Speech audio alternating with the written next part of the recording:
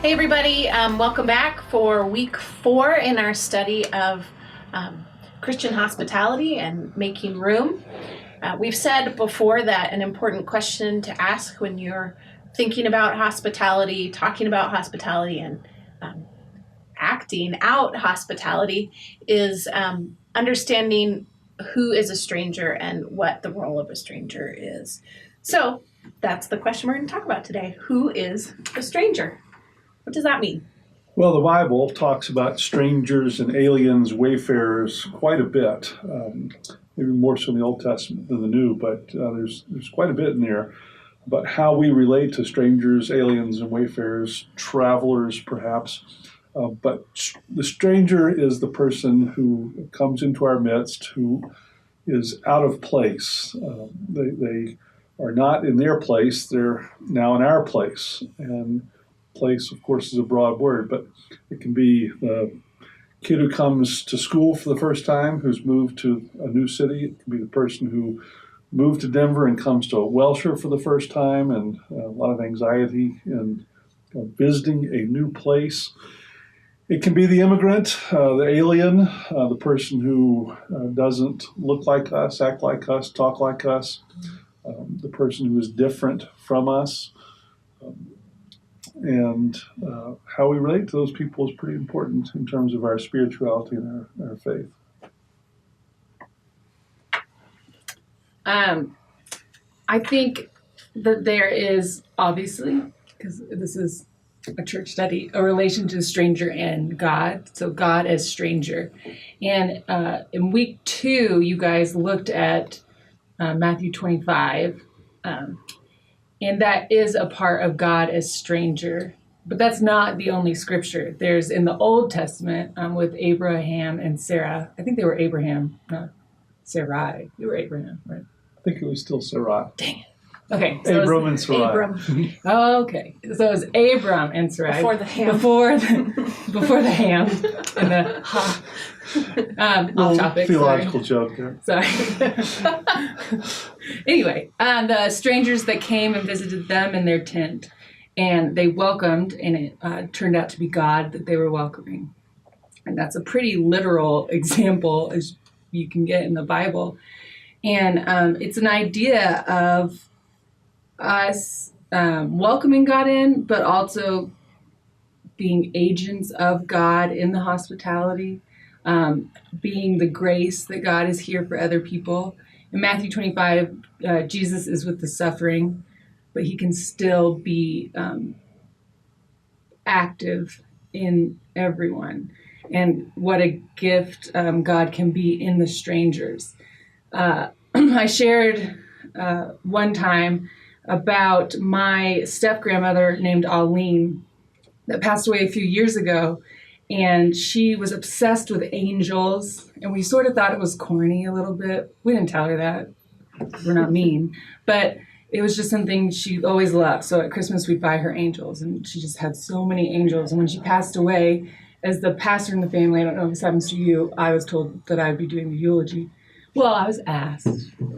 And so I was looking through her letters, trying to figure out what to say, and I realized in her journal and letters that she viewed angels as God walking amongst her. And by that, I mean, she would call the nurses her angels, or she would call the workers at Chick-fil-A her angels, because when she was going through chemo, the only thing she could keep down was Chick-fil-A. And so she would go there every day, and they got to know her really well. Except Sunday. Yeah, I know, you're right, except for Sunday. And so she'd be like, oh, the angels gave me my chicken today. And it just was recognizing all these strangers that she interacted with as God here, loving on her and caring for her, or caring for whoever in these hard times. So, Just picking back up on that story of Abram and Sarai, just a little bit. God chose them to be, the parents of many nations, and to have descendants as numerous as the stars in the sky and the sands of the beaches. And one of the questions is, why did God pick them? And oftentimes the response from rabbis will be because of their extension of hospitality to those angels unaware. the people who came into their midst, God, they put on a feast for those folks, and the fact that they extended hospitality may be the main reason why they were selected to be the parents of many nations. That's always been a lot to me. Yeah. And I would take that even kind of a step further and say, the hospitality to the stranger isn't just an indication that maybe Abraham and Sarah were good people, which sounds like they were. That was a good thing to do. But in encountering the stranger, because they are strangers and not a known entity, we see and hear differently from them. And in that is kind of, we're given almost a greater ability to hear God's voice. So there's also this sense of, sometimes we're the strangers. The Old Testament repeats and repeats and repeats. You should welcome the stranger because you were once strangers in the land of Egypt. The Israelites knew what it was like to be in exile, to be in a strange land. And so they knew what it was like to be a stranger. Sometimes we don't know what it's like to be a stranger. And sometimes we go into situations where we are the stranger. And I know in my life, those have been some of the most transformative moments, maybe some of the most uncomfortable moments, but also some of the most life-changing moments where I learned something new. And I think that that's a God thing, that God is in that. A silly little example. My freshman year of college, one of my roommates was Indian. Her parents were born in India. She was born in the US. She was raised with a lot of her Indian culture. And she had some friends that she had made at school who also were from India. And one night they made Indian food for dinner in the dorm and invited me to eat with them.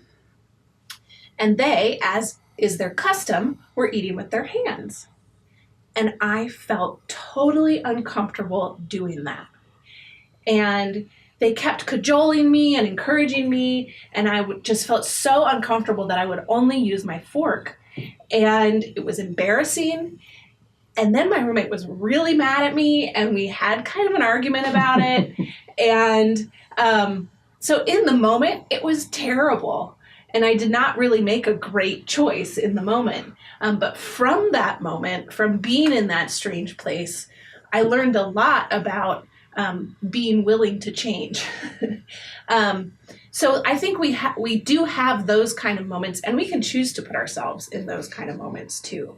We can go outside of our comfort zone more regularly than we do, and those can change kind of the orientation of our lives in certain ways, and that's a God thing.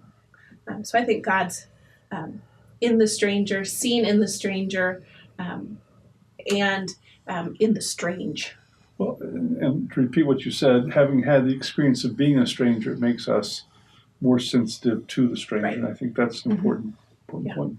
Absolutely. So, Okay, everyone. thanks. Have a great Strangers. study.